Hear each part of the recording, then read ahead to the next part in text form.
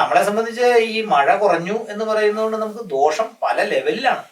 ഇത് നമുക്ക് കിട്ടേണ്ട സാധനം കിട്ടിയേ പറ്റൂ. അത് 122 ദിവസം കിട്ടേണ്ട മഴ നമുക്കൊരു 5 ദിവസമോ 10 ദിവസമോ കൊണ്ട് ഇപ്പൊ അതിതീവ്ര മഴയായിട്ട് കിട്ടിയോണ്ട് ഒരു പ്രയോജനമില്ല. അത് ദോഷമാണ്, അത് അങ്ങേറ്റ ദോഷമാണ്. അപ്പൊ ഇതെല്ലാം കാലാവസ്ഥാ വ്യതിയാനമായിട്ട് ബന്ധപ്പെട്ടാണ് വന്നിരിക്കുന്നത്. അപ്പൊ കാലാവസ്ഥാ വ്യതിയാനമായിട്ട് ബന്ധപ്പെട്ട് നമ്മൾ അതിനെ ചർച്ച ചെയ്യുന്ന വിഷയങ്ങളിൽ വരുമ്പോൾ നമ്മൾ കാണുന്ന ഏറ്റവും വലിയൊരു ഇതെന്ന് പറഞ്ഞാൽ ഈ പറഞ്ഞ ഇതിന്റെ ഒരു താളം, പ്രകൃതിക്ക് ഒരു താളം ഉണ്ടായിരുന്നു. ഈ താളം, ആ താളത്തിനനുസരിച്ചാണ് ഇങ്ങനെ ലക്ഷോപലക്ഷം വർഷങ്ങളായിട്ട് നടന്നുകൊണ്ട് പോയിക്കൊണ്ടിരുന്നത്. 1930 കൂടിയിട്ടാണ് ഈ താളം പയ്യെ വ്യത്യസ്തമായി തുടങ്ങിയത്.